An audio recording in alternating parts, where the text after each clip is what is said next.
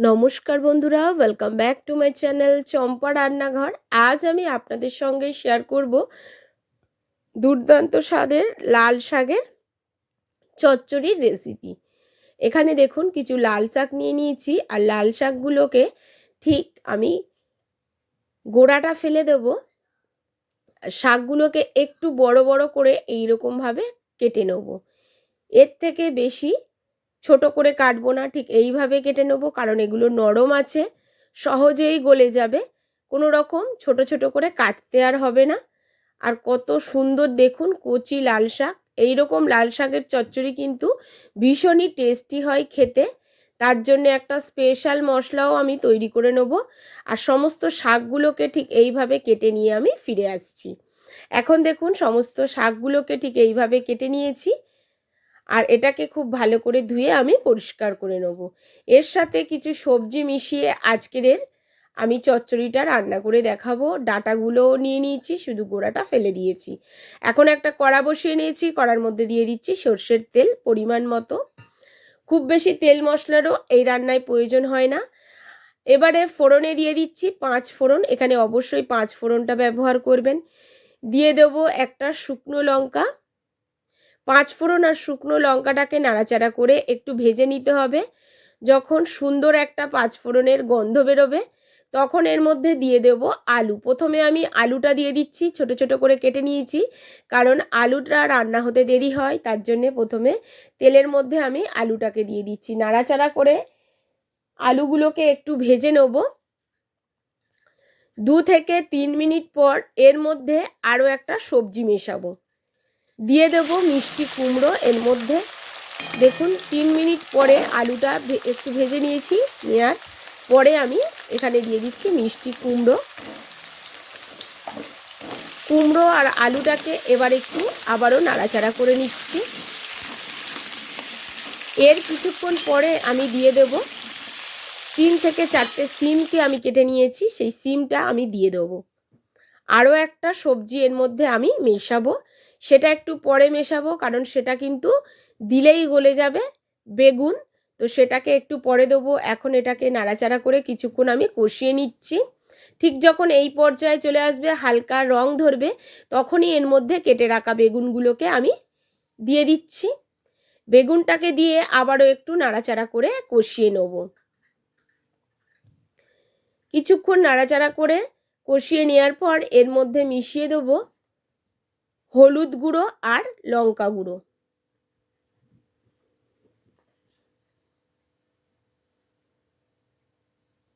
এখন এর মধ্যে দিয়ে দিচ্ছি হলুদের গুঁড়ো আর লঙ্কা গুঁড়ো।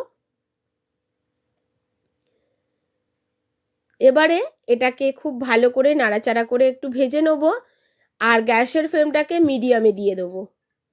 প্লিজ বন্ধুরা প্রথম থেকে শেষ পর্যন্ত ভিডিওটি দেখবেন। সবজি দিয়ে এই শাকের রেসিপি খুবই উপকারী হয়, বাচ্চা থেকে বড় সবাই খুব ভালোবেসে খায়। আর এখন দেখুন এটাকে এরকম কষাতে দিয়ে আমি মশলাটা বেটে নেব। 1/2 চামচ গোটা জিরে আর 1/2 চামচ গোটা সর্ষে, কালো সর্ষে, আর 2খানা কাঁচা লঙ্কা দিয়ে একটু জল দিয়ে এটাকে মিহি করে বেটে নিতে হবে। এই মশলাটা দিলে কিন্তু চচ্চড়ির টেস্টটা দুর্দান্ত আসে। আপনারা এইভাবে চচ্চড়ি কি এই মশলা দিয়ে বানিয়ে খেয়েছেন? যদি না খেয়ে থাকেন, আজই অবশ্যই একবার বানিয়ে খেয়ে দেখবেন, আর কমেন্ট করে জানাবেন বন্ধুরা আপনারা কিভাবে এই শাকের চচ্চড়িটা খেয়ে থাকেন। এখন দেখুন খুব ভালো করে এই মশলাটাকে আমি বেটে নেব। সর্ষে, জিরে আর কাঁচা লঙ্কাটা বাটা হয়ে গেছে, এখন একটা বাটিতে তুলে নেব। একদম মিহি করে আমি শিলপাটাতে বেটে নিয়েছি, আপনারা চাইলে মিক্সির জারেও বেটে নিতে পারেন। সম্পূর্ণ নিরামিষ তৈরি করে দেখাবো, কোনো রকম পেঁয়াজ রসুনের ব্যবহার হবে না এই রান্নায়। এবারে সবজিটা দেখুন ঠিক এই রকম ভাজা হয়েছে।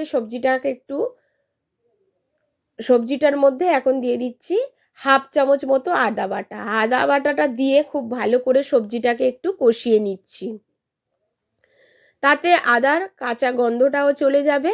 আর ঠিক এই পর্যায়ে যখন আসবে, তখন এর মধ্যে দিয়ে দিতে হবে বেটে রাখা সর্ষে আর জিরেটা। 2 থেকে 3 মিনিট কষিয়ে নেওয়ার পরে আমি এখন সর্ষে আর জিরে বাটাটা দিয়ে দিচ্ছি। সর্ষে জিরে আর কাঁচা লঙ্কা বাটা দিয়ে খুব ভালো করে সবজিটাকে আবারও একটু কষিয়ে নিচ্ছি 2 থেকে 3 মিনিট মতো।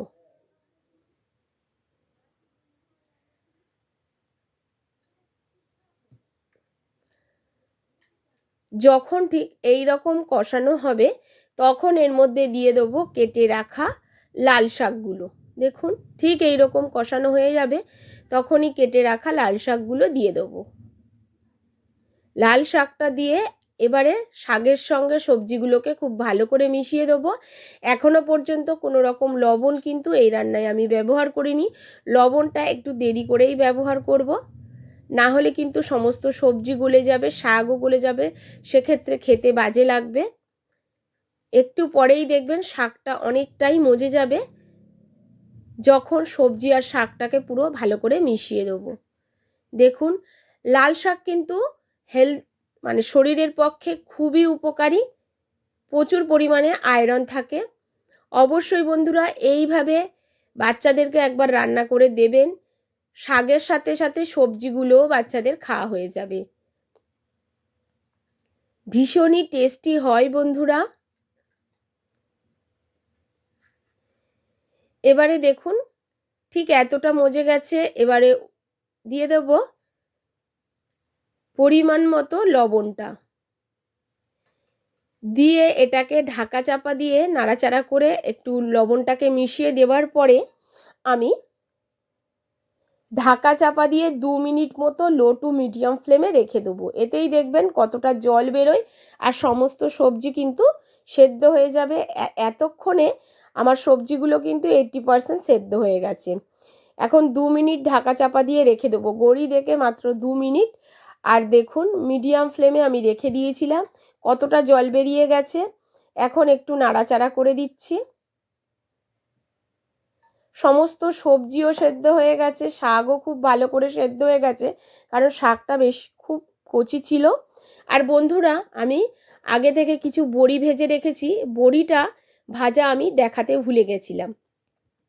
এই বড়িটাকে এখন আমি শাকের মধ্যে দিয়ে দিচ্ছি। অবশ্যই এখানে বড়ি দেবেন, কারণ যেহেতু এটা নিরামিষ তার জন্যে বড়িটাকে মিশিয়ে খুব ভালো করে নাড়াচাড়া করে নিচ্ছি। একদম জলটাকে শুকিয়ে ফেলতে হবে যাতে কোনো রকম জল না থাকে।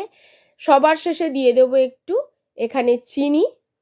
অবশ্যই এখানে একটু চিনি দেবেন, যেহেতু নিরামিষ আর শাকের চচ্চড়ি, তার জন্য একটু চিনি দিলে খেতে ভীষণই টেস্টি লাগবে।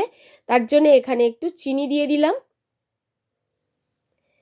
এবারে খুব ভালো করে এটাকে নাড়াচাড়া করে দিচ্ছি। এখন আমাদের চচ্চড়িটা একেবারে রেডি হয়ে গেছে। দেখুন রান্না করতে করতে কতটুকু হয়ে গেছে, একটা পাত্রে তুলে নিয়েছি। দেখতে যতটা সুন্দর ছিল, খেতে তার থেকে দ্বিগুণ টেস্টি ছিল। আশা করি আমার আজকের এই লাল শাকের চচ্চড়ি আপনাদের ভালো লেগেছে। যদি ভালো লাগে অবশ্যই লাইক করবেন, শেয়ার করবেন আর কমেন্ট করে জানাতে ভুলবেন না।